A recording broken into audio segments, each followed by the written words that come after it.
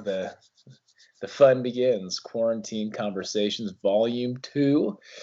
This is Brett Prieto, Warrior Chamber Studios, and I'm here with my man, Taylor Davidson, Bark Bite, Salt and Light. Yeah, it rolls off the tongue. That's a good name. I like it. Bark Bite, Salt and Light. Yeah. Love it. So what's going on, man? Here we are. We're back. Quarantine Conversations, Volume 2. How you doing, man? Oh, better than I deserve. That's right. Complain. I'm right So where I here we like are. to be, right in the house. Quarantine? In the house, quarantine? Yeah, it's it's something when you have like government shutdowns and they're telling you can't leave your house and your life doesn't change too much. You know what I mean? No, seriously. No, it's the truth. Yeah. I mean, The only thing that's changed is, school. we haven't been going out to, well, yeah, schools and stuff like that. Work's kind of weird, but going out and doing ministry, like it's a little hard to go Crazy. out. But our brother Scott, shout out to Scott, Mm-hmm. Scott Brandon out there, going out there preaching, bringing the gospel of Jesus Christ out at the mills, Mm-hmm. during a Yeah, quarantine, during a stay-home order. So someone's got it's to do it. crazy. Thank you, Scott, for doing that. I know, dude. That's big time. That's big time. So it's interesting, man. The whole kind of vibe right now, everything that's going on. You know, we got the California quarantine and all that stuff, man. But we know we're still seeing people going out. We still see, droves of people just going 10 people deep going to Walmart. And Crazy. people are freaking out, dude. People are freaking out. We got people that are like, it's doomsday prepping time. I mean, it's like tinfoil hat stuff. They're seeing there's some army trucks that were going by today that they saw that were on the overpass or something. They're just freaking out. I mean, they're freaking out, going, okay, it's coming. So martial law is coming. So I guess, today, man. It sucks to be in allergy season at the same time. Don't you sneeze around them. I know, seriously. I'm telling you, man, it's true. It's true. You sneeze around somebody, man, they think they're gonna get the plague. It's crazy. Yeah. So, I mean, okay, so here we are, quarantine time. This is unprecedented. I've never experienced anything like this, nor have you. Our generations, this is like like DEFCON 4 for us, or whatever the levels are. Maybe it's DEFCON 2, but it's pretty high level stuff for us. You know what I mean? Just people are rushing to buy toilet paper and all this crazy junk, and but yeah, I guess what is it? What do you think, man? I mean, what do you do as a Christian? Is it biblical? You think it's biblical to be? What's the Bible say about quarantine? What do you got to say about that? I mean, we're under the civil magistrate. They're telling us what to do. I mean, should we just be like, nope, separation church and state? We're going to do whatever we're going to do. We're going to go ahead and just keep going to church. We're going to do our thing because there's separation of church and state. You hear Jesse Duplantis say that. Jesse Duplantis like, it's separation of church and state. We're still coming to the church because the Lord is our general. I mean, along those lines. But what's the Bible say about quarantine? What do you got? I mean, there is definitely biblical precedent for quarantine. Right. You see, for example, in Leviticus, you have, so for those who don't know, that's the third book of the Bible. You have the Pentateuch, which is talking about the first 5 books of the Bible, also known as the Torah or the Law. And you have Moses writing this, but so you have it right on the cusp of them being freed from the hands of the Egyptians, where God delivered them, brought them into the wilderness to bring them to the promised land. He's made them a people of his own. He's taken them from slavery to this. Now they're the Lord's people, and Leviticus is all about holiness and the struggle between holiness and uncleanness. The two things are incompatible. Yeah. And there is the introduction of the sacrificial system. And so, for example, when God is living in the midst of them, so you have the erection of the tabernacle, which was God's dwelling place among the people as they were in the wilderness. And you have when someone would, there were many different things that could make you unclean, But for example, you have, let me go ahead and go to share the screen so you can see this. Let's do it. Let's see it. Okay. So you have, let me get to coordinates. So you have Leviticus 13. So you have Moses is writing this. Moses is writing from the perspective.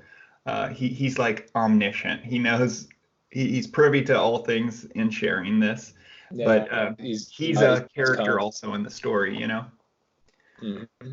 So anyways, I'll just give briefly. There's so you have this is a skin condition. It's leprosy. So he's giving him ways to identify it. So first, when a person is sick, when a person has the skin of his body and is swelling or eruption or a spot and it turns into a case of leprous disease, this on the skin of his body, then he shall be brought to Aaron, the priest, or one of his sons, the priest, and the priest shall examine the diseased area on the skin of his body, and the hair of the diseased area has turned white, and the disease appears to be deeper than the skin of his body. This is a case of leprous disease. Mhm. When the priest has examined, he shall pronounce him unclean. But if the spot on the skin is white in the skin of the body and appears no deeper than skin, and the hair has not turned white, the priest shall shut up the person for 7 days, and the priest shall examine him on the seventh day. And if in his eyes the disease is checked and the disease has not spread in the skin, then the priest shall shut him up for another 7 days.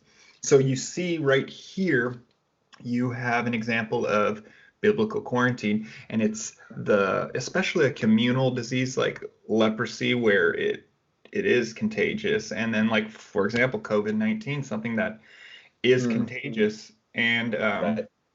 and can get to people. So what you see a biblical precedent of them separating the sick from the way so you have that camp and you have the tabernacle within the middle of the camp, right? And then outside the camp you have the non-Israelites, and then you also have those Israelites that are unclean. You separate them from the healthy in hopes to keep the healthy, you know? Mhm. And then, I mean, down a little bit further, you got the same thing, a same kind of condition where, whoa, there we go. But yeah, same thing. It's separating the sick from and you have another, it's 14 days here. So, um, Well, and they're being examined. You know, they're under the care of somebody who knows what they're doing, right? I mean, yeah, so if someone has COVID-19, I mean, they've been diagnosed with it. They didn't just wake up and go, I have COVID-19. I mean, they know they have it. They've gotten tested.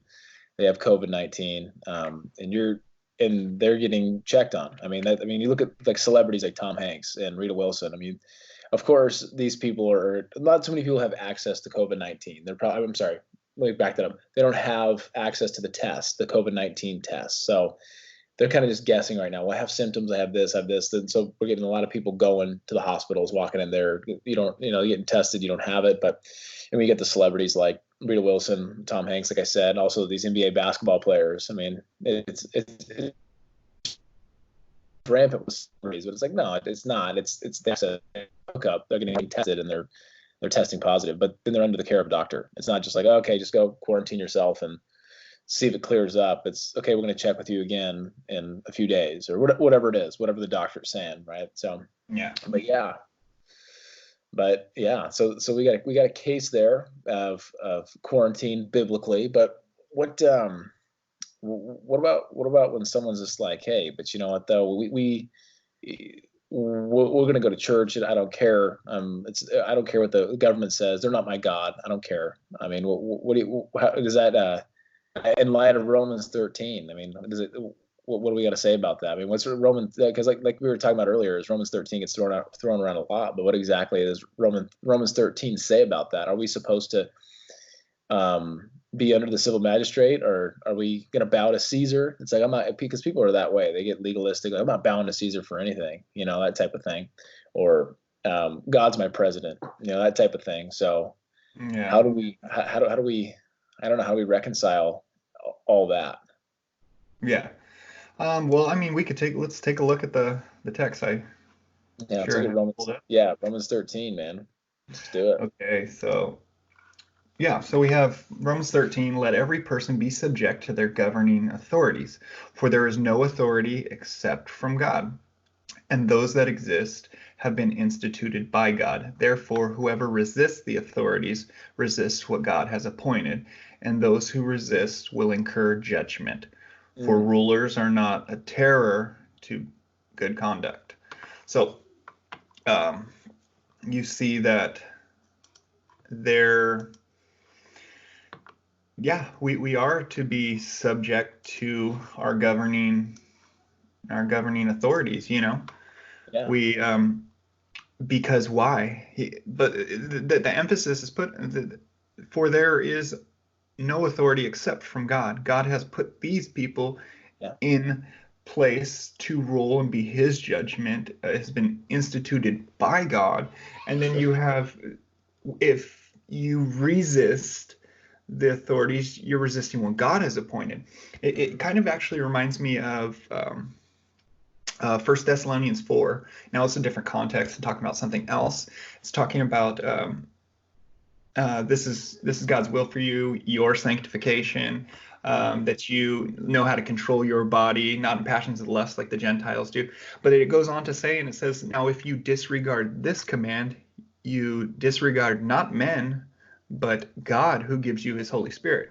So it's the same sort of like comparison. So like you're not just disregarding the authorities, but you're disregarding God's authority because God has raised these people up. Yeah, you look You know, at like the book of Judges. Look at the judges in the yeah. book of Judges. I mean, they're basically they are like Romans 13, they're the blood avenger of God. They're the ones that they have the gavel because they are speaking on God's behalf. And like it was, what was it, 13:3 or 13:4 of Romans, where it says that, 13.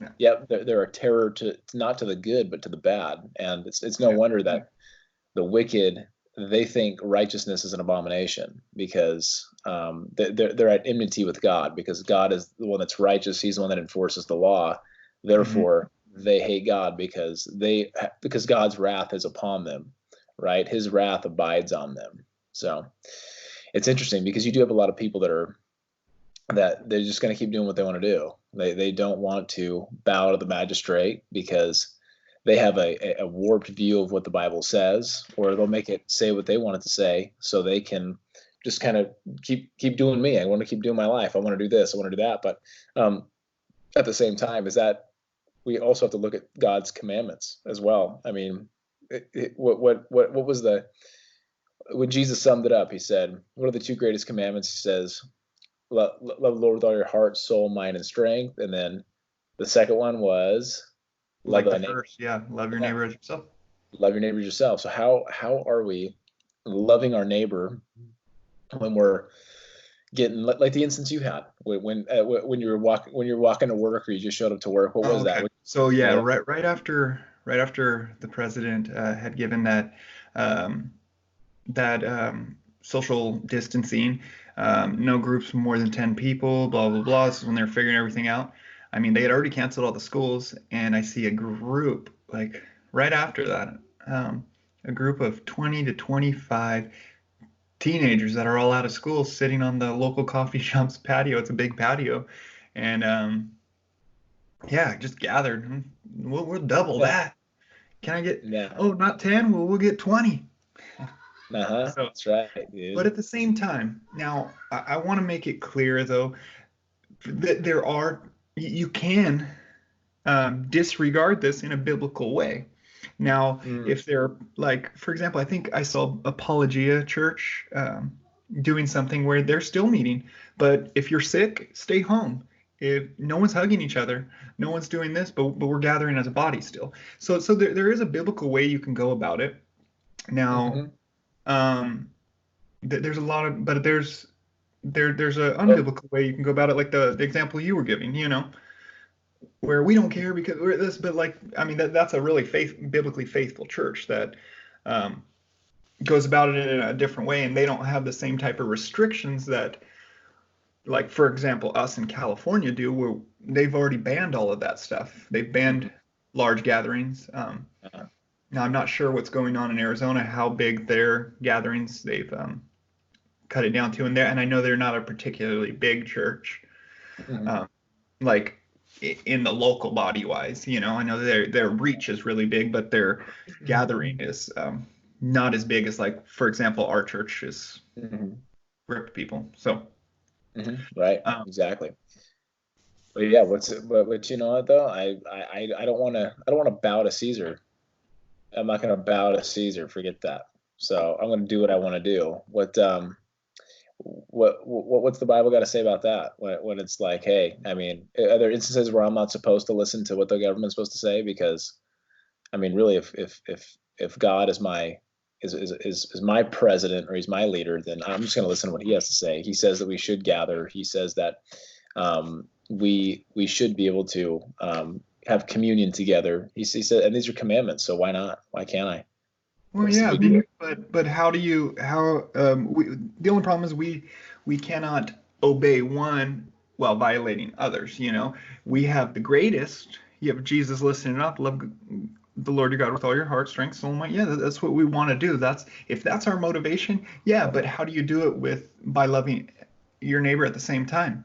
You can't, like, unknowingly go and infect people, because that's not loving your neighbor. You can't. But then there are other ways to go about it. Like, for example, I mean, churches are doing the live stream now and stuff. Yeah, this is an unpractical situation. This is not what we'd want to be doing. We want to be gathering as a body. We want to be worshiping the triune God together, because that's what Right. we're called to do. We don't forsake the gathering. Yet we have the government telling us one thing. Now, we would be subject to our government unless they are commanding something that would strictly require us to disobey God in another way. Uh, So, for example, let's go to another little screen share for a sec. Um, okay, I'm gonna go to, let me get you over here. I believe I have, let me see. Oh yeah, okay. So, for example, Exodus chapter 1, verse 15. Then the king of Egypt said to the Hebrew midwives, one of them who was named Shiphrah and the other Puah. I'm really good at reading those. So solid, solid. when you, yeah, when you serve as a midwife to the Hebrew women and see them on the birth stool, if it is a son, you shall kill him, and if it is a daughter, she shall live. But the midwives feared God and did not do as the king of Egypt had commanded them, but let the male children live. Hmm. So you have a situation here where the governing authority is commanding something. You shall kill. So what does God say? Okay, we have our governing authority that God has raised up, telling us to kill all the male children. Now, God tells us we should not murder, you know, Hmm. because this is created in the image of God. Now, who do we listen to? This corrupt king or God? See, in this situation, it says, verse 17, but the midwives feared God and Mm. did not do as the king of Egypt had commanded them, Right. but let the male children live. So Uh-huh. you you have that example, and then there's a couple. I mean, it's riddled. And so you have Shadrach, Meshach, and Abednego in Daniel 3. Yeah. Um, Yeah. they You also wanted have him to Dan. bow. Yeah, Yeah. Daniel himself too. Same thing. yeah, I believe that's 6. Yeah, and Hmm. yeah, they flat out disobeyed. This is what you shall Right. do. No, we don't care. They were ready to be thrown into the furnace, which they Hey, did get thrown into the but furnace. but you know what though? We're going to be Andy Stanley. We're going to hitch the Old Testament. That's all Old Testament stuff. We don't have to worry about that. We're under a new covenant. All right. So Oh what do you got yeah. on that? Hold on. Yeah. Well, looky here. Seems like I had this prepared. Oh wow. Oh, So it's all you have highlighted. Wow. right after Jesus' ascension, you have the apostles going around. preaching Jesus Mhm. from place to place. That they're actually in Jerusalem though, right here, and they're doing signs. They actually, I believe uh, this is then Peter, filled with the Holy Spirit, said to them, rulers and the people of the elders, if we examine today concerning the good deed done to the crippled man. Yeah, this is right outside the temple where Peter told the man to rise up in the name of Jesus, and that was that first miracle, right? And then he said. Yeah. He began to preach Jesus of Nazareth, whom you crucified, whom God raised from the dead. By him, this man is standing and well. So, Right. and he said, there is no other name. That's where we get that. No other name under heaven given among men, which we must be saved by. So then you have the account of them saying, well, what shall we do with these men? This is starting verse 16. For that a notable sign has been performed them is evident in all the inhabitants of Jerusalem, and we cannot deny it. But in order that it may spread no further among the people, let us warn them to speak no more to anyone in this name. So they called them and charged them not to speak or teach at all in the name of Jesus. But Peter and John answered them, whether it is right in the sight of God to listen to you rather than to God, you must judge, for we cannot speak but what we have seen and what we have heard. So, Okay. Yeah. No. And as you're reading that, I'm thinking about this because I always think of the arguments that people have, because we're obviously we're building the case here of like, hey, no, it's God supersedes all these things. When someone's telling us to bow to a false god, when someone's telling us not to preach the gospel anymore, we're going to continue. We're going to press forward. But I've had instances where people go, "Oh, wait a minute. So we're supposed to obey the magistrates? So, okay. So, if Adolf Hitler tells me to go kill the Jews, I got to go kill him because he's my leader. Is that what you're telling me? I've had that happen before, but yeah. I got to paint the picture because I was explaining Romans 13 to this person, and they were just like baffled by the whole thing because I said that. So they're like, oh yeah, so I got to kill all these Jews then if Hitler's my leader. It's like, okay, no, wrong. Sorry. Yeah. And I'd explain to him, no, that's completely against God's law. It's against His commandment. He's not gonna allow you. He's not going to put a stamp of approval on that, obviously, because we have that. And obviously, thou shalt not kill, and you're not loving your neighbor by doing that, obviously. So, anyway, well, I mean, this is tied into preaching at the mills. There are people like, well, this is legal. Like, why not? Well, God says you shall not murder. God considers the life in the womb a child. So why would we not speak up? You know what I mean? It's the same type of situation. Exactly. So legality does not equal morality. Right. So For sure. Yeah. So now what we quarantine. Okay, here we are. We've been in this quarantine. How long have we been in quarantine now? How long have we been in this situation now? I don't know. Couple weeks? I haven't seen the sun in a while. Right. Exactly. I've been too busy counting my toilet paper rolls in my basement.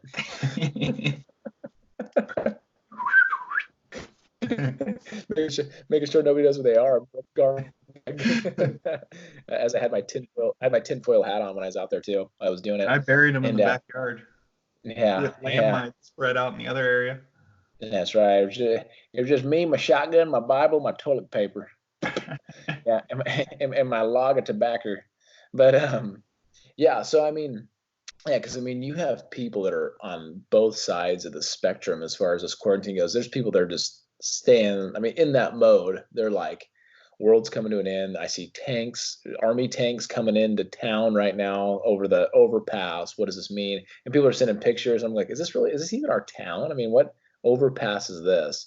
And I'm sure this is happening in like every state. Then you have the people over here is like, whatever, dude, I don't care. I'm going to keep going out. I'm going to go to the coffee shop and hang with my bros. But those are closed right now anyway. I mean, for the most part, you can't go sit in. I mean, now it's just drive through. You go through Starbucks, man. It looks like a line to try and get into the drive-in. I mean, it's crazy trying to get in there. So you have these people, but on both sides. So, I mean, as a Christian, as a Christian, so we would fall into the camp of saying, hey, we are going to, we're going to submit to the magistrate, to the civil magistrates at this point, because it's biblical, until something that would supersede God's commands, that would be outside of his character. Until that happens, it's okay. We're not going to render to Caesar anymore. Not a shot, right? Is that what we're talking about here? I would agree with that. Because I just as much as anyone else, any faithful believer, like I want to gather with the body and I want to worship. I mean, making the best of it right now. I mean, me and my family gather when the live stream comes on. We're worshiping and singing together. I'm jumping. I can actually sing a little bit louder when I'm at my own house. You know what I mean? That's right. So, that's right. Unless your live stream glitches and then they hear your you can't hit that high C, right? And voice cracks. Hey, let me tell you right now, I can't hit that high C. That's right, huh? Hey, it's all good, man. The Lord loves your voice no matter what, right? It's the voice only the Lord. It's the voice only the Lord could love. Yeah, I was gonna say I don't know how close you've been to me when I've been singing. Yeah, right. No, yeah. I honestly, I can't really hear anybody, dude. I mean, I can't. I hear people complain all the time about people in church, like, gosh, man, this guy, he's like tone deaf and he's right behind me and he's so loud and I just can't stand it. I'm like, I don't hear that. I don't hear, I don't hear the terrible voices. I mean, I usually can pinpoint somebody with a really good voice and go, man, that chick's got a really good voice. That's crazy. And then I usually kind of mellow down after that because I want to listen to her, but I don't want to sound garbage. So anyway, but so what's crazy, man? Okay, so what is crazy about this whole movement? I shouldn't say movement, is this pandemic that's happening right now, is how indicting it is to the faith healers, the hyper charismatic movement, the prosperity gospel preachers. I mean, you run the gamut. I mean, you got people. I mean, it's not just like low level people either. I mean, you have Paula White, who's the spiritual advisor to President Trump. I mean, we have Kenneth Copeland, pastoress and prophetess. The pastrix, yeah, and we have people like Joseph Prince. We're gonna get into these people here in a little bit, but what I think is interesting is literally the joke of the snake oil salesman. We make these tongue-in-cheek jokes about these people like, oh, this guy's a snake oil salesman, Mr. Billy White Shoes over here, as my dad would say. That guy's a Billy White Shoes. That's hilarious. But the snake oil salesmen are literally hawking snake oil. I mean, you got the blast from the past, Jim Bakker. I mean, from the 80s. I mean, people that are listening to this, which would be your wife and my wife and two of our friends. So yeah, well, it's all right. I'll watch your video and thumbs it up. You can watch mine and thumbs it up. I need the views. Thanks. And support helps. That's right. But no, you got Jim Bakker, and Jim Bakker was blast from the past, 80s dude, televangelist. He ended up getting in a lot of trouble because he was defrauding all of his church members of millions of dollars. But this all came to light after he gave his secretary hush money after rape allegations. So he did time in prison, and now he's back and he's doing his thing. He's out. He's about 80 years old now, and he now has the silver solution. And it's it's a cure-all for COVID-19. Cure-all for COVID-19. So he's gonna he's hawking this on his TV show, but also he wanted to highlight this. He wanted to highlight this note. in the it was almost like an infomercial, but it's a show. But in a show that it can cure venereal diseases. It cures venereal diseases, and he heard those can be very painful. I heard the venereal diseases can be painful. A friend of mine, I Yeah, know, that's right. has Yeah, yeah. A friend of mine went to the doctor one time and had something going on. He said it really burned. So anyway, but he got shut down immediately because he was hawking this junk, and the FDA was like, no. So, lo siento, señor, not on our watch. You're not going to be hawking your snake oil, buddy. Sorry. So they sent a cease and desist order of, sorry, no bueno, señor. So then there's another dude. He's not in the charismatic camp, but he is a charismatic man. He's got Alex Jones. He got Alex Jones. He's got the nano silver. It's a toothpaste. We got this nano silver toothpaste, and it's going to be in all the Walmarts. The Pentagon's already looked at it. It's been around 13 years, and it's supposed to kill. It kills COVID-19. It killed SARS, and SARS is a and COVID-19 is a mutation of SARS, and I think it's hilarious. Every time I hear Alex Jones, like I kind of get like I get nostalgic because I keep thinking he's like he's calling out like Macho Man Randy Savage, like circa SummerSlam 1991. He's like, yeah, Randy Savage, you better have that nano silver ready because I'm gonna be like COVID-19 when I come at you at SummerSlam. Like he sounds like he's like a wrestler. His voice is crazy, but I mean, so he gets slapped with this deal from the FDA too. Like, look, you're not gonna be selling your snake oil. Stop doing that, right? And he's already, and you know him though. I mean, he's hyper conspiracy theorist guy. I mean, he's on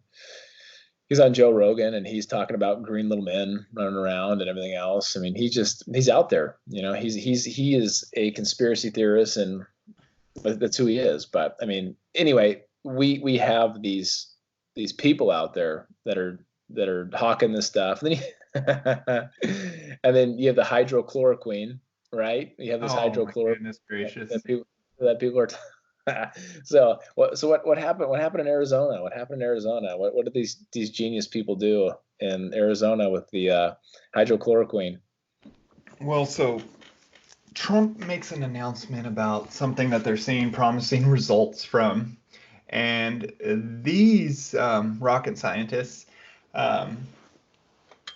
picked up a bottle of something that they had seen that. They had read it somewhere, and they would start reading this thing, and they're, oh, by golly, it's in this, and they proceed to drink it, and it turns out to be fish tank cleaner that they're drinking that has it sort of sounds like the same thing, but it's a compound of it, and not to mention all the other ingredients that are inside that fish tank cleaner that you're going to drink.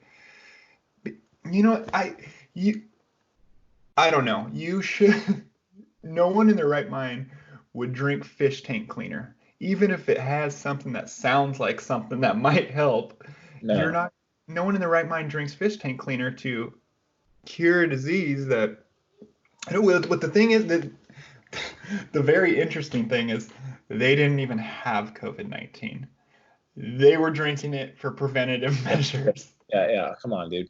Yeah, let's get real. It's analogous to going reading Paul say, take a little wine for your stomach, and then you going, wine has alcohol in it. Then you go to your bathroom and find the rubbing alcohol bottle and go, oh, alcohol. Yeah. He said take a little wine for your stomach. Alcohol. Yeah, I'll go ahead and drink this. And then you suck down the alcohol that's underneath right next to the bleach in your bathroom. I mean, come on, guys, let's get real. Yeah. So, but yeah, so it was that craziness going on. People freaking out, taking from fish tank. But I mean, this is a time now where we're seeing the clown car of the COVID-19 false prophets. I mean, really being exposed. I mean, it's unbelievable how we're looking, what an indictment this is on the hyper charismatic prosperity gospel. I mean, these are the people that are claiming that you can name it, claim it, blab it, grab it, confess it, possess it, and you just got to speak it into existence. And shoot, if you can speak something into existence, you can speak something out of existence. Why aren't they speaking COVID-19 out of existence? I don't understand. I mean, Well, where the craziest thing is with how many prophetic words. I mean, you look at some of these people's like YouTubes and stuff. It's like prophetic word October 2019, prophetic word November 2019. It's like literally every single one, right? So you yeah. have all this, but none of them saw this coming, or did they? Yeah, right.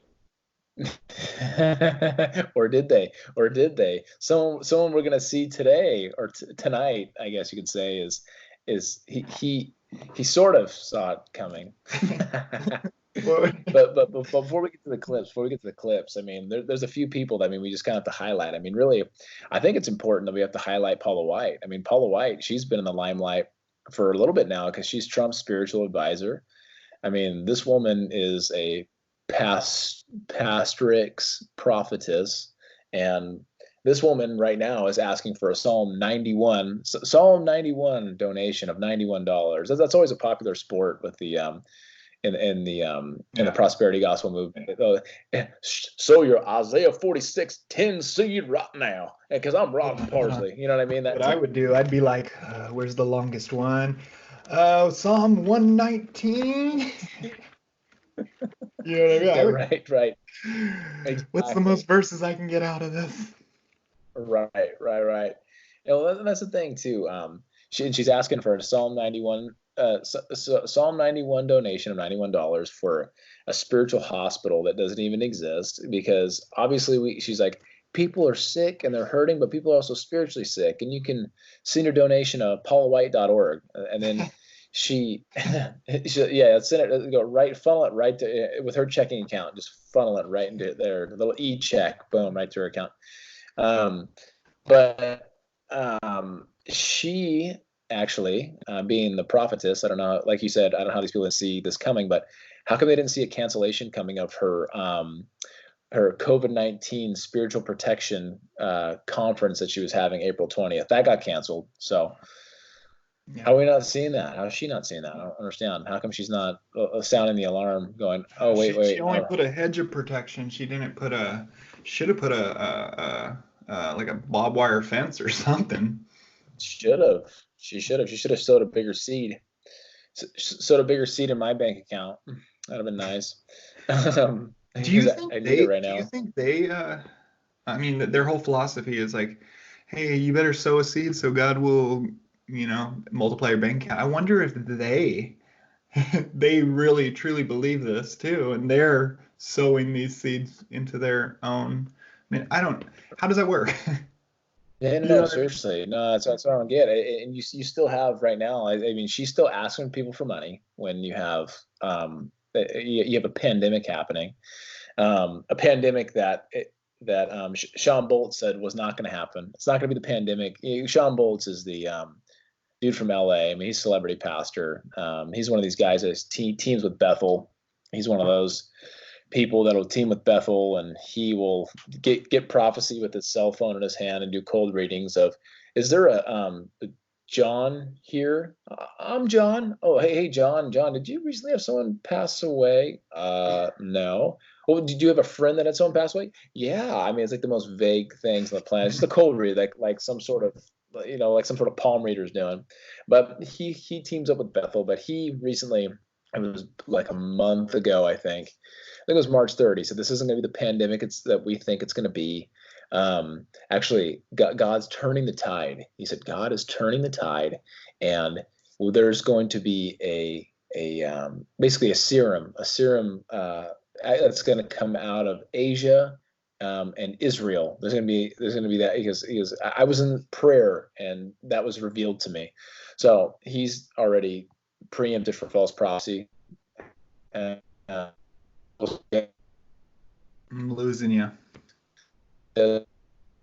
come out of Asia or Israel. So you there? Hold on, we're paused out right now. Yeah, we're good now. We're good now. Okay, where'd I lose you at? Asia or Israel, the serum coming out of. Yeah, yeah. So he said the cure is going to be coming out of there. The cure is going to be coming out of Asia or Israel. So we'll see. One of He the two. preempting for false prophecy. Yeah, right. Yeah, one of those. Somewhere in there. And then you have like Rodney Howard Brown. We talked about him last week for a little bit. Rodney Howard Brown said that he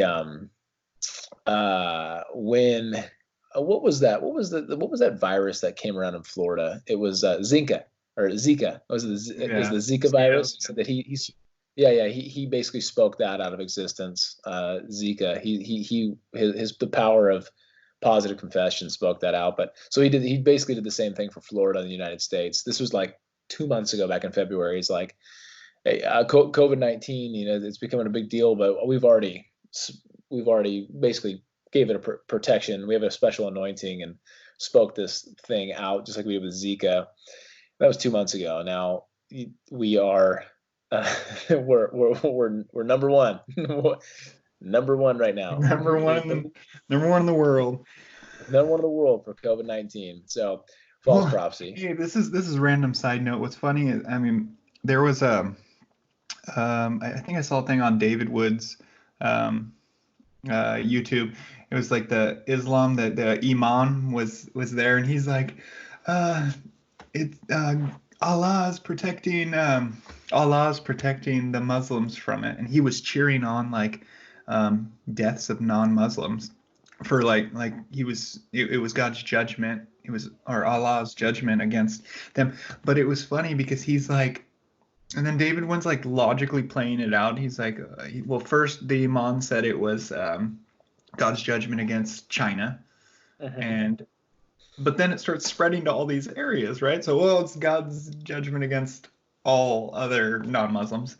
He's like, but look, God's protecting Allah, because it's not the same God. Allah is protecting all the Muslims. But then he logically plays it out, and he's like, hey, so the places with the most flights out of it go into the most places. Of course, you logically think that, look at these people who contract the virus, they fly over here, and then it gets spread. And then these places that fly to other places, of course, there are no flights into Gaza from anywhere. Of course. And then right after the guy stated that, 2 days later, two people in Gaza, and it's just like widespread again too. Yeah, I just thought it was a random side note. I wanted to share it. Oh, that's funny. Yeah, Yeah. no, it's funny. Yeah, but it's with the going back to the Yeah, before I prosperity. derailed us for a second. Because that's where what's that? Before I derailed us for a second. Yeah. Oh no, you're good. You're Yeah, good. we'll cut that out. We'll cut that out. No, it was good because we were talking about Rodney Howard Brown, how he's saying that, oh yeah, we're not going to get it, we're not going to get it. Then you got the same Muslim guy doing the same thing. So now it was good. But yeah, I mean, real quick though, going back to Paula White, I don't want to stay on her too much, but Paula White, she's been under some controversy. I mean, she's been married a couple times.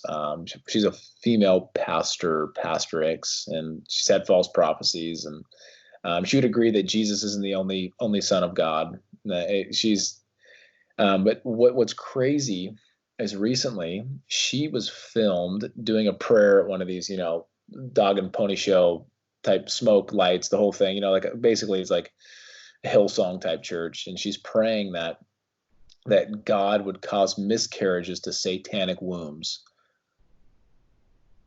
Yeah, so he would cause yeah, yeah, yeah. Let's murder the babies, right? Let's murder the babies out there. That's just that reminds me of being out of the sounds familiar. Yeah, Yeah. yeah.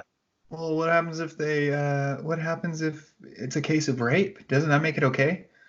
In what, like logically think about that. In what case where someone commits a crime does the victim get punished? You know what I Right. mean? Because you think about it, like who is the victim in a rape situation and where a child is conceived? You have the mother, and then you have the rapist, right? He rapes. He's now the father, and this baby is a victim in the case. So let's kill the baby. Yeah, What? let's kill the baby. Yeah, and that, I mean, really, it's you look at Proverbs. I think it's 15:17 or 17:58. I always get those flop, but it's an abomination, right? God or the we acquit the guilty, but we condemn the innocent. and it's an abomination to the Lord. I mean, it's just an atrocity. It's like me. The whole thing's that whole way of thinking is analogous to me committing a crime. I go out there and I shoot somebody point blank in the head. I go to my house, and then they go, okay, we're going to arrest your daughter. Let's put her to death. She gets a death penalty because of your crime. And she's going, wait, what do you mean? My dad did it. Well, yeah, but I mean, you're the kid. Let's just kill the kid for the crime that you committed, right? So, I mean, we're punishing. It's like the sins of the father. The sins of the father are going to fall on the child. You know what I mean? So it's probably a bad analogy, but at the same time, you catch my drift. It's like we're punishing the child for something the dad did, right? Oh, it's because you might end up like your dad, so therefore we're going to kill you because he killed somebody. Therefore, you're probably going to kill somebody later too. So, because that's what you get at the mill, right? Because like, well, it's probably a bad seed. That's a bad seed right there. Let's just kill it in its tracks because there's just gonna be more of these little bad little kids out there. But you go, dude, we're all sinners, we're all wicked, but it's just a matter of degree of our wickedness, right? So anyway, yeah. So I wanted to share the Paula White thing. I thought that was strange. I went, oh my gosh. I mean, not just strange. It was just it's sickening, for someone to say that, for her to be praying to God, who she hears from, who she has conversation with, and he's going to sign off on that prayer. I mean, she would probably say that like, oh yeah, totally, God's going to hear my prayer because I'm tuned into the right frequency. So this whole time right now, this whole pandemic, it's again, it's been it's been indicting for these prosperity pastors because they can't do anything. You have guys like Kenneth Copeland who said they can speak things into existence where they're somebody who would who was friends with Oral Roberts, who said to speak to your billfold, and money's gonna grow in your billfold. And Kenneth Copeland says he can control the weather basically, and it says so does his wife Gloria Copeland, that she's seen him that he's seen him speak a tornado out of existence, where just controlling the weather. And you got guys like Todd White that are just the only spiritual gift that he has, the only miracle he's performing is leg lengthening. So he's out there lengthening. There is a huge pandemic of short legs in this world. You haven't noticed that? It's crazy. It's crazy because this guy is more widespread than Corona. It's way more widespread, and he's filming every incident that he can. Where, hey, you got one leg. Did you know you got one leg shorter than the other? And he's able to grow them out. You got a lazy eye? Bet you got a short leg. That's right. No, that's the thing. It's so weird. He says that Kenneth Copeland's a spiritual father, and Kenneth Copeland was he goes, I was just blown. Because when I heard you speak, I was just blown away. I was, be careful now. I wouldn't say that because one time I was preaching. And and someone said, I was so blown away by what you said. I was blown away by what you said. Because Kenneth Copeland, he always gets the snake eyes going. And I was blown. He goes, and right when I said that, a tornado came through and blew her away. And then Todd White goes, well, I'll just let you do the talking then. It's like, we're really going to buy this? I mean, come on, man. This guy's saying that he basically just spoke a tornado into existence. Just spoke it in. No big deal. So where was this guy with Hurricane Katrina? Where is this guy? Don't you know though? If you have faith the size of much, you can move a mountain. Oh, right. Yeah. You can move mountains. Joel Osteen all day. Yeah, you can move. The only thing with Kenneth Copeland is he's serious. No, he's dead serious. Mountain. Yeah, you can move that mountain left if you want. Well, that's the thing is, and what's funny, that there's nothing biblical about what he's saying. It's all New Age. It's all New Age garbage. I mean, you go back to Phineas Parker's Quimby, to Essex W. Kenyon, and all the way up to his hero, Hagen. Hagen's the father of that. They call him Daddy Hagen. I think Gloria Copeland calls him Daddy Hagen. Joseph Prince, I think, even tips his hat to Hagen. But yeah, Hagen was the guy that really was the father of these Word of Faith Prosperity Gospel guys, and he's the one that basically taught them this theology of blab it and grab it, name it, claim it. And if you don't have enough faith, that's the thing, is if you buy into fear, I was listening to Kenneth Copeland talk about this. If you buy into fear, you're committing a sin, and you lack faith. And basically, if you're not healed, that's the thing, is if you're not healed, you didn't have enough faith, which is a totally bunk argument, because you look at John 5, the guy, the lame man at the pool of Bethesda. At Bethesda, he doesn't even know who Jesus was. So how did that guy have any faith at all? They're like, hey, who healed you? Who told you to pick up your bed and walk? And he's like, some dude did. So it's like, oh yeah. Where was his faith? He had zero faith. He didn't know who he was. So I mean, that whole thing just it just flies in the face of all the charismatic prosperity gospel guys. And again, where's the healer, right? Where are the healers at? I mean, these healers should, if they're not going out there and healing all these people with COVID-19, they're not going to Clovis Community Hospital, they're not going to CRMC, whatever hospitals around. I mean, they're blaspheming the Holy Spirit. They're blaspheming the Holy Spirit, because they are going against what His will is, right? Because they should be healing. That's their gift. They should be the healer. They should be. They should literally. People should be falling in their shadows like Peter, and they should be getting healed. Well, so it's hard to. I mean, at least we were warned. That's all I have to say. At least we were warned. It's really our fault, because we should have saw this coming. Because I mean, I'll just roll the clip. Now, where we are at, I'm so glad, because the year has been transformed us with this crisis of this virus, but God is always ahead of the devil. In fact, 2 years ago, in one of my messages, I actually, something when I preach is in the spirit of prophecy. I'll prophesy about the future. I can't get it to pause. There we go. All right. Am I sharing with you? No. Yeah. No, I saw it. We're good, right? I see you. Yeah, it's just a weird. The camera thing's not doing what it normally does, but it'll work. Okay. So, interesting thing. Well, go ahead. Oh, I was gonna say he was preaching in the spirit of prophecy, he said. Whatever that means. Yeah, right. So what were you gonna say? I'm gonna back it up. I don't understand where I don't know where your little face cam is. It disappeared. Oh, well, I might lose for a second. Okay. Anyways. In fact, 2 years ago, in one of my messages, I actually, something when I preach is in the spirit of prophecy. I'll prophesy about the future. And this virus thing happened towards the end of last year, which is still 2019. That's why they call it COVID-19. All right. But in 2018, I sort of prophesied.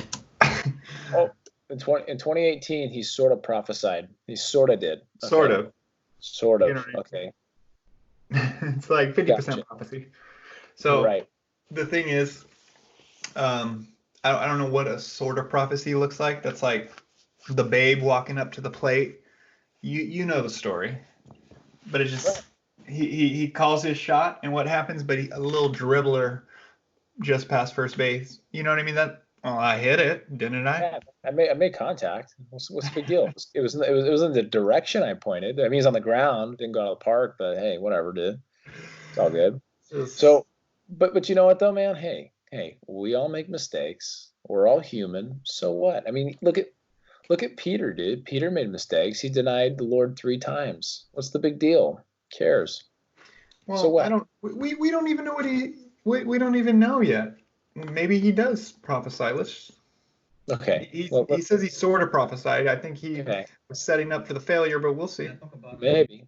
Iris, honey, sit back, watch.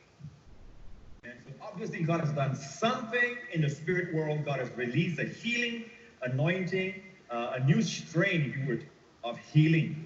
They have performed such things that such feats that we have never seen before.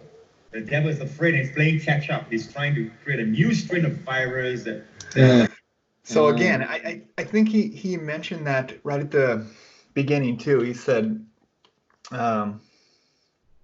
blamed it on the devil as well. So COVID-19 is the devil's doing. Like, You know, it's not what the scripture says. God, from what I read in this, is that God is in control.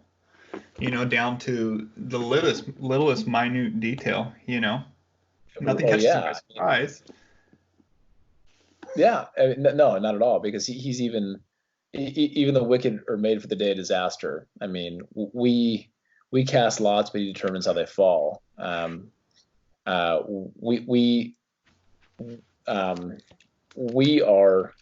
we make our own decisions, but the Lord gives the right answer, right? I mean, there's so many passages that we have about God's sovereignty, how He has His hands and everything. I mean, I've heard a king's hand is a stream of water in the hand of, or the king's heart is a stream of water in the hand of the Lord. The Lord turns it wherever He will. Wherever He wills. Yeah, I mean, we have so many instances like that in Scripture. I mean, you look at just like Proverbs 16. I was quoting a few things from there about the lots being cast. Wicked set up the day of disaster. Yeah. We make our own plans, but the Lord gives the right answer. I mean, there's so many different things we can go through.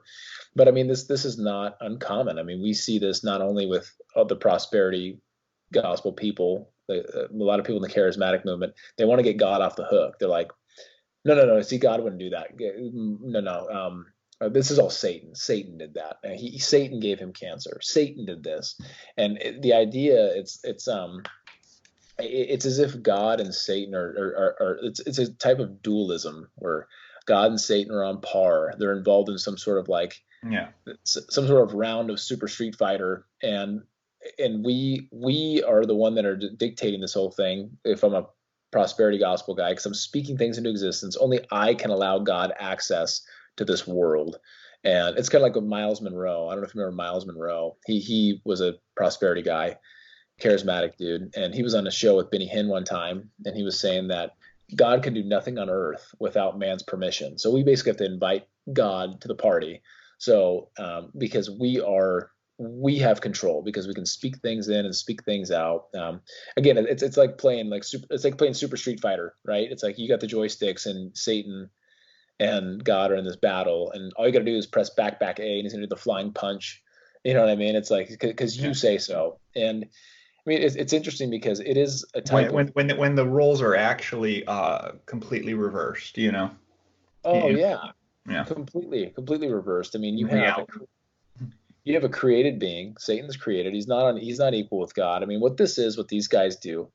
This is Gnosticism. This is pure and simple. Gnosticism, obviously, we know what that is. Is the Gnostics thought the flesh was dirty. There's no way God would enter into time, into flesh, because its flesh is dirty. But there's also different types of Gnosticism where there is a God for this earth and a God for heaven. And so God's in heaven, and Satan was the God of this earth, and they're having this battle of wits, if you will. I mean, there's a book called The Agony Deceit, and it's about all these this in 1990, so it really exposes a lot of guys like Copeland and Hagen and Robert Tilton, you know, those guys from that time, and guys still from this time. You know what I mean? There's still some of those dudes that are in that book that are around, but some of the best chapters in there were by Michael Horton, who was the editor. You had R.C. Sproul. His whole chapter talks about that Gnosticism, about the charismatic Pentecost or prosperity gospel is a form of Gnosticism. And then you have Walter Martin's chapter, which is unbelievable. Right before he died, he wrote this. He passed away right after this chapter. And I mean, it's pretty compelling what he writes in there, because he actually called out these men privately behind closed doors, and they didn't take his refutation, and he exposes them. It's a really good book. But anyway, it was kind of a side note. Back to old Joseph here, because he's obviously wrong. And but real fast, we're talking about God's sovereignty. We're talking about the people in the prosperity gospel, even some people in our camp. Okay, I will say God didn't allow that to happen. God didn't do that. Was Satan. Well, did God not say in Exodus 4? I think it's Exodus 4. He says, "Did I not make the blind blind? Do I not make the deaf deaf?" It's him. He's the one that is allowing this to happen.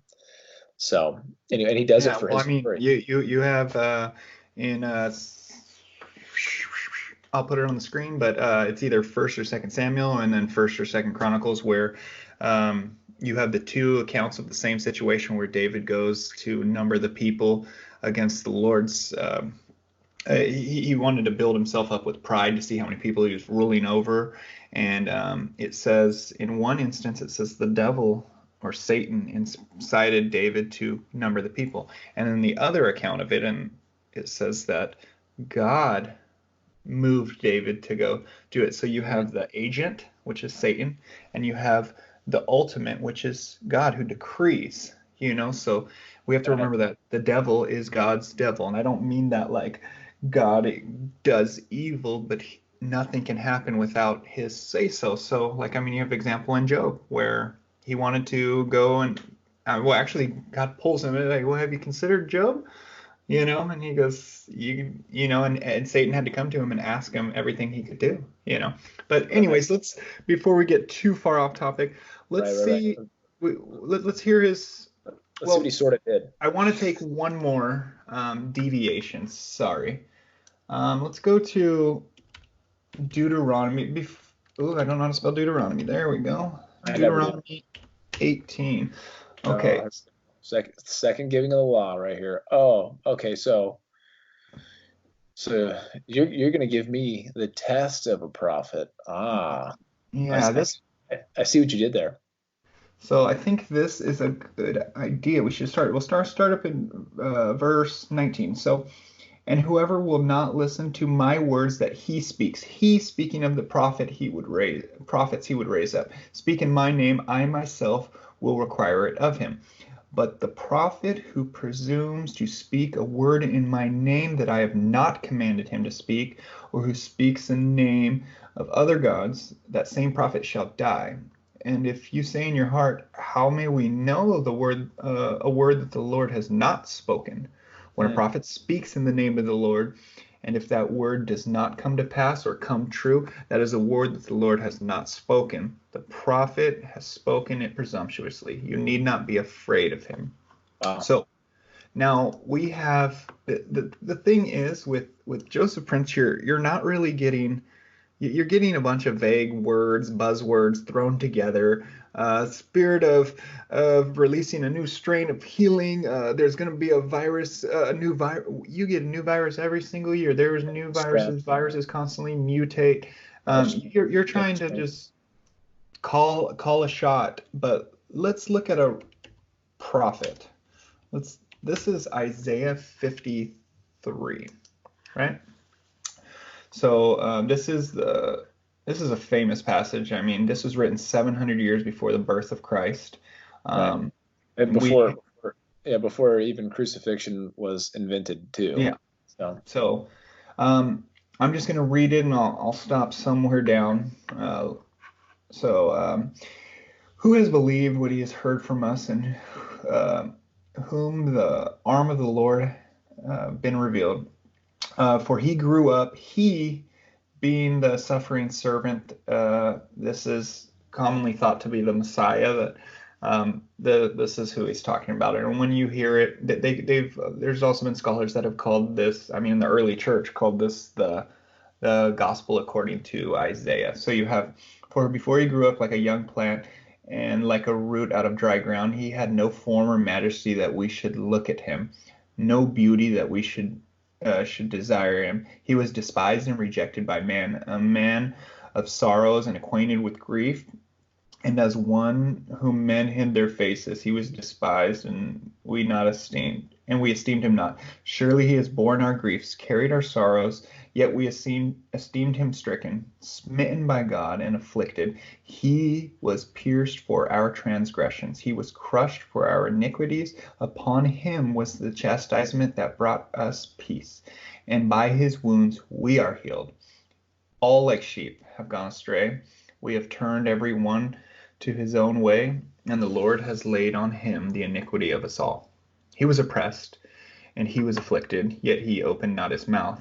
Like a lamb he was led to the slaughter, and like a sheep he was silent before his shearers. So he opened not his mouth.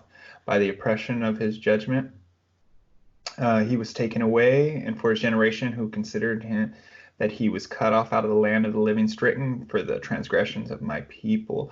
And they have made his grave with the wicked and with the rich man in his death, although done no violence. I mean, I can continue to go on, and Yeah. it's like, Yeah. Go I mean, forever.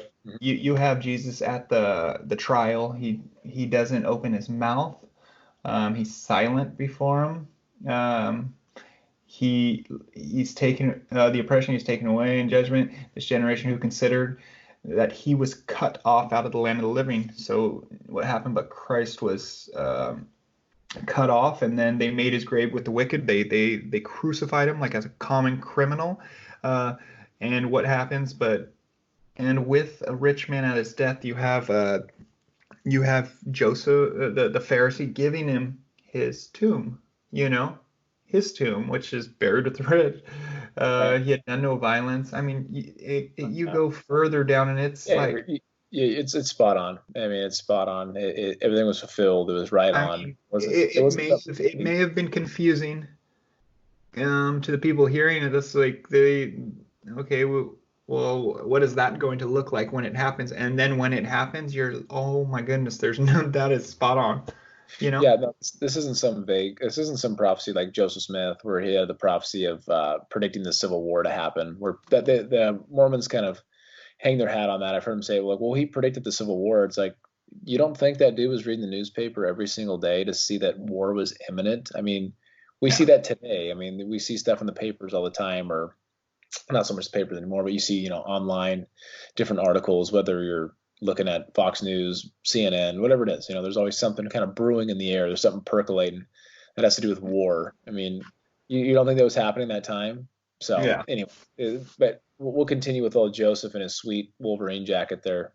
Yeah. Let's do it. Oh, that is a Wolverine jacket. I told you, it's a Wolverine jacket. He's got the kick. He got the kicks to match the stripes. Look at that guy. He's ready to go. All right, let's All right. check out. Yeah, this is just so you guys know, this is our second recording. We re-recorded and tried to cut it down in time, and it looks like we're gonna go over that time somehow. There we are. Exactly. Here we go. All right. Ebola and other kinds of strains of flu that is virulent against medical treatment and all that. But just let you know that we are in the best of generations. The rapture can happen anytime. Oh We're in a goodness. generation that believes. Dude. This is everyone. This is Jehovah's Witnesses right now, Seventh-day Adventists, the Joseph Prince, obviously. Oh man, I just happen to have this right here. Hey Joseph, if for some reason you're our fifth view, then I actually paid a lot of money for this book, but I will send this to you. I have, let me see. Yeah, I got some. I will send this to you. I got stamps and everything. Just have your people contact my people, and I'll get this out to you. This is a great book. Everyone should read it. Any premillennial dispensationalist.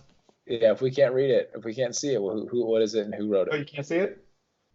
I mean, there you go. He will have dominion by. Yep. He shall have dominion, a postmillennial eschatology by Kenneth Gentry.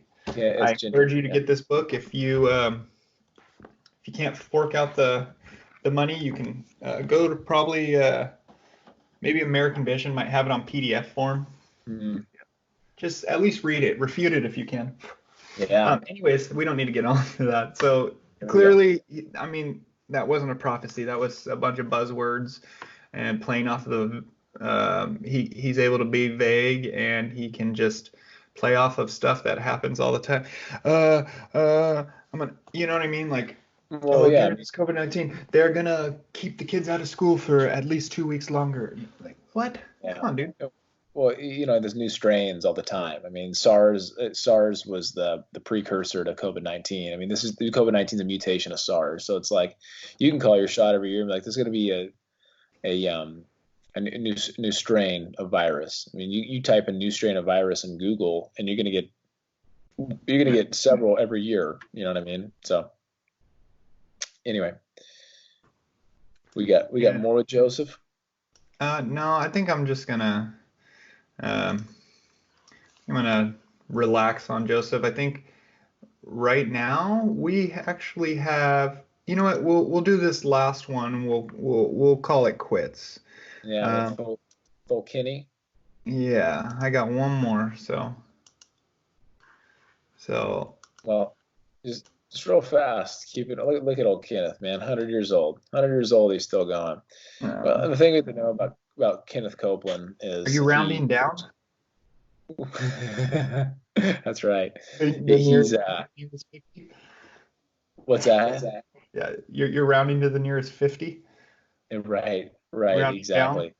Yeah, I don't know how these prosperity guys can't speak some young age and into existence. It's like Joel Osteen. He's always saying, "I am strong. I am prosperous." You're like Joel, or he goes, "I am getting younger. I am getting stronger." It's like Joel, you're not getting younger. That's why you keep pumping your face full of Botox, dude. Come on, let's get real. But one thing to know about this guy, well, Kenny Copeland, for anyone who doesn't know, Kenneth teaches little God's doctrine. Nowadays, it's known as the New Breed doctrine, which is what Todd White espouses. Kenneth also said that God's a 6'1" man that lives on another planet, kind of like Mormonism. And he also said that Adam was God manifested in the flesh, which is a similar. I mean, really, it's what Brigham Young taught as well. And this is classic heretic right here. So we're going to see some more heresy from him. Sure, in this clip. So let's check it out. Well, we had just listened, Brother Hagin. Brother Hagin. There you go. The word of the Lord came. So I jumped up. Pause it. What came to him? 9:24. This is. Let me see. What came to him? What did he say? Let's back it up. I jumped up and got my notepad. A little bit further. So Man, I'm very good at doing this. I apologize for technical difficulties. That first message, and suddenly, the word of the Lord came to him. Well, there it is. There you he go. gets direct revelation. Came to him. Point. So you can't. Well, yeah, this, and we make light of a lot of stuff, and it's just because it's idiotic, it's dumb. But listen what he's doing to these poor people right now. The word of the Lord came to me. Oh, I don't get word from the Lord. I better trust what this guy says. That's manipulation. And he's manipulating these people. So he does this. I mean, this is a primer for give me your money. Now, I'm not just saying this is where he jumps from this to this. Sometimes he does. But what he's doing is you can't question what this guy says because he's anointed. God is speaking directly through this man. Right. Now, and a little bit later when he now says, okay, I know this virus is going to dump your money in my pockets. We can't question it. This is from the, Yeah, it's from the Lord. I mean, and that's the thing too. As I was in the charismatic movement a little bit, like for a short time, I was exposed to it. I wasn't knee deep in it like some people I know. But that was the thing is I had that feeling myself. I was like, wait, this guy says that God spoke to him. I'm not tuned into the right frequency here. I'm not hearing anything. I'm not hearing a voice. And you can sit in a corner as long as you want and be silent and try and listen for it, but you're not going to hear it. I mean, the only way you're going to hear from God is in His Word. And if you want to hear His voice, read it out loud. Read it out loud. Read it out loud. All right, let's see what old boy says here.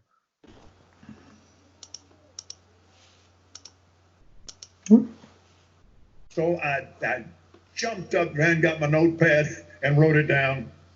9:24. This disease called COVID-19. CODV. That's CODIV? Oh man, him and Joe Biden, man, N1H1. Let's get real. That CODIV. I gotta back that up just a teeny bit. We had ourselves some Vicodin and some codeine. COVID-19. One more time. COVID-19. COVID-19. COVID-19. Yeah, him and Joe Biden got to stop passing notes in class. Praying have overwhelmed it. Give me all the glory, saith the Spirit of grace. And many, many people will come to know me through it. I I'm still Oh, Lord and- over this nation. I'm on the throne, and faith in me changes things. Okay, this was posted. Oh, look at that little move. He got some. I'm telling you, man, I can still move for being a 100-year-old man. Yeah. Wow. Okay. So look at this. So this was posted March 19th. This was on March 23rd, and we are on March 28th, 2020. March 13th. Isn't that March 13th? Yeah. No. I'm talking about the date today, March 28th today. Oh, This video was posted on the 19th, and this was on March 13th that he said this. And COVID-19 is alive and kicking and actually getting worse. The doctors have came out and said that we haven't even seen it peak yet. Unbelievable. You know, this is the same guy who said back in May, I watched this thing, a live stream on Facebook. He said, I'm sitting there, we're in the meeting, we're worshiping the Lord, and God shows up and he tells me, he says, you know what? I never had a serious thought until sin came into the world. What? God told you that he had never had a serious thought until sin came into the world. So maybe he wasn't really thinking too much during creation, or what? You know what I mean? Or what about the lamb slain before the foundation of the world? Yeah, right. Come on. Yeah. There was that wasn't serious. He didn't have to think about that one. Yeah, he didn't think about. Yeah, exactly. Forget that. Yeah. So there we go. I think that's a wrap on our false prophets of COVID-19. Good grief. We talked about some good stuff. I think we covered some good ground on Leviticus, talking about quarantine being biblical and also obeying our civil magistrates until they try to usurp God. Then we got to stand our ground. We have to. Yep. Yeah, that's right. Now we got to dig our cleats in there, man. And we got to remain in that warrior chamber. I mean, being hidden in God, for sure. Because He is the Sometimes ultimate. We gotta exercise a little bark bite, salt and light. You know what I mean? That's right. Yeah, that's right. Exactly. Yeah, but I think it's important that people see that these people that are the popular ones that are on TV, I mean, they are clouds without water. They are wandering stars. They are twice dead. I mean, we need to mark these people, and we can do that. And people like to say you shouldn't name names. Like, well, did Jesus not call Herod that fox? Did Paul not rebuke Peter to his face? I mean, we have people naming names all the time. We have John calling the Pharisees brood of vipers. Yeah, whitewashed tombs full of dead man's bones. I mean, we have instances like that everywhere. I mean, people need to be warned about these guys. So, and these gals. I mean, there's a lot of women running around the landscape now. How dare you assume? Just kidding. That's right. That's right. Well, shoot, man. Well, I think that's a wrap, man. That was volume 2. So hopefully volume 2. Yeah. Hopefully. All right. Thank you guys for watching. This is Taylor Davidson from Bark Bite Salt and Light. Thank you, as always, Brett Prieto from Warrior Chamber Studios. Be looking for volume 3 of the quarantine conversations. Who knows what's going to be on the agenda? Things are changing by the minute here in this crazy world we find ourselves in, but Jesus is still on the throne, and he must reign until he has put all his enemies under his feet as a footstool. And then, and only then, will he give the kingdom back over to the Father. Until next time, we out. Adios.